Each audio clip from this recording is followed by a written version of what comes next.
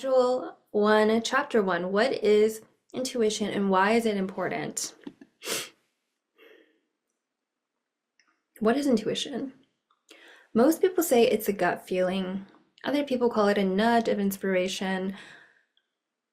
And I don't think neither of these are wrong. They're probably a good entry point into what intuition is, but it's just the tip of the iceberg.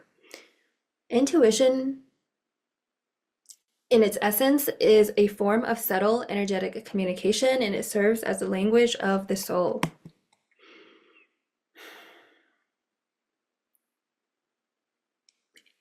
And what is intuition in a little more detail? It's this unique ability that allows us to, that all of us have, by the way, to tap into hidden and higher and more diverse forms of consciousness.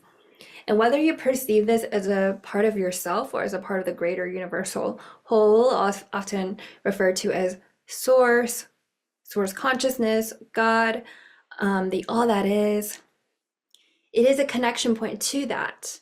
So, by the way, if these terms don't resonate, please feel free to substitute them with whatever concepts, words, ideas, the universe, like whatever really resonates for your practice and makes it feel more authentic and more authentic to your experience. Please use the terms that resonate for you. All right, personalizing your journey. Connecting with our intuition is a very deep personal experience, and it's a relationship that we build with it. So like any relationship, it requires a personalizing of getting to know one another. And as we learn together, maybe you'll start to embrace more of what that really means for yourself, rather than just here's a bunch of knowledge, with the difficulty of anything like here's a textbook of information, or here's things that may resonate or may not resonate. And as I'm creating the course, I thought about how, it's a hard transmission to give you exactly what you need. And a lot of this will require your personalizing in your subjective experience. So honor your personal journey is really what I'm trying to say. It is okay if not every piece of information resonates. Take what does, leave what doesn't. I say that all the time when I do tarot readings. Same thing goes here. I do want to say if something makes you uncomfortable, it may be helpful to investigate, I wonder why this makes me uncomfortable. Getting curious about if something does trigger something. And, being resourced enough to even do that sometimes is difficult. I understand, especially as someone who is trauma informed. But you're always welcome to skip, remove something that doesn't truly resonate with you if it doesn't add to your overall experience, and to really have the posture of embracing the mystery. Because in this course, we're going to play with the paradox of the both and. We're here to revel in the mystical while also attempting to demystify intuition at the same time. So the science and the art, right, of intuition, the art is more, we don't quite know, and that's okay. And the science is, let's get serious about how we can break it down in a way that is seemingly more practical and tangible and concretizing what may feel like really fluffy and conceptual concepts, right? And we will embrace the mystery, but get ready to unpack the mystery. All right, why is it important? There's a lot of reasons why, so we'll start with the highest level one, which is intuition plays a crucial role in helping us access insights beyond the limitations of our five senses.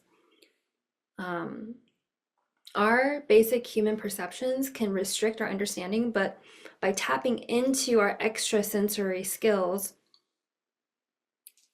these abilities that we all possess, like I said, we all have some form of intuition or sixth sense, we can gain a deeper awareness of ourselves and the world around us.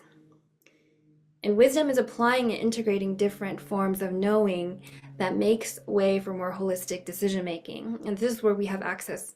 This is what we have access to when we can really lean into and learn to trust our intuition. It's also important because it takes us beyond our ego. Our ego is our limited perception of the world. And through intuition, we can connect with our higher selves, our soul, or however you may orient to that, allowing us to perceive people, places, things, situations in a way that may be significantly different than from our ego-driven perspectives. And our ego is shaped by past experiences, emotional states, intellect, thoughts, societal context. We're a product of our times, right?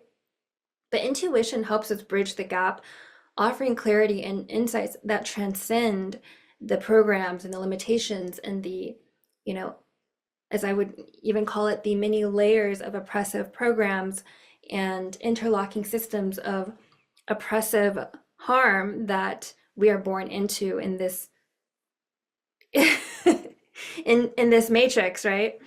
It also helps us navigate complexity.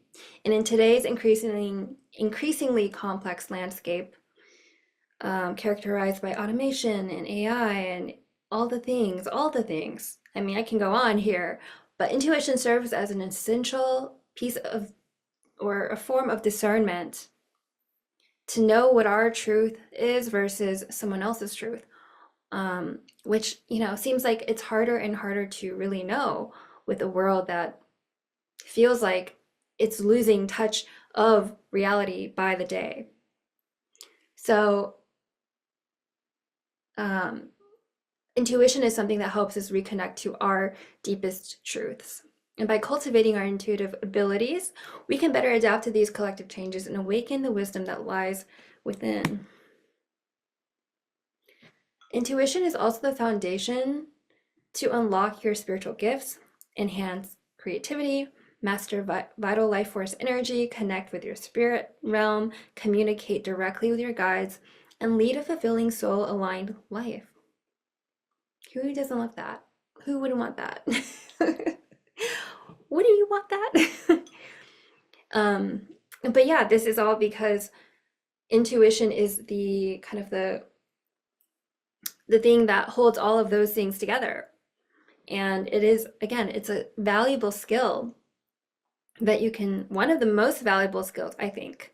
And it's rarely taught in schools, and many households like the one I grew up in definitely did not encourage the children to nurture this ability. I actually have a whole episode on my podcast about the school system and how detrimental it was to really like the lack of intuitive development that, and the suppression of it really. Anyways, you can go listen to it if you want to. But yeah, it was definitely, for most of us, not something we learned growing up. I don't know about you. Let me know. Y'all let me know though. Interestingly, children are often at their most intuitive during their early years.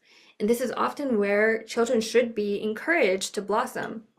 I don't know if you have children or know people who have children, but one of the most loving things I think you can do for them is to encourage them and their intuition and their inquisition and their curiosity.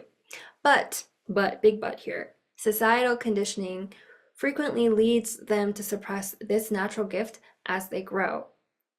And a lot of times we run into institutional forces that keep us from really expanding in this skill. Luckily, intuition can never be lost, only suppressed. So it hasn't just disappeared, it's still in there, but it's probably hidden under a lot of programming, right? It's probably locked in a box somewhere that we need to just kind of help recognize and foster and water that seed again, and provide the safety necessary to provide and hold enough space for it to blossom naturally. And this skill can come back and provide significant benefits. And the ROI on this is really hard to describe, but it is, and it can be very life-changing and impact all areas of your life, making it a very promising skill to reclaim if it was something that was lost or stolen, let's be honest. Intuition is the foundation to unlock your spiritual gifts. Again, this is just the quote that I said earlier. Enhance creativity, master vital life force energy, connect with the spirit realm, communicate directly with your guides or your ancestors, and lead a fulfilling soul aligned life. How beautiful, right? All right.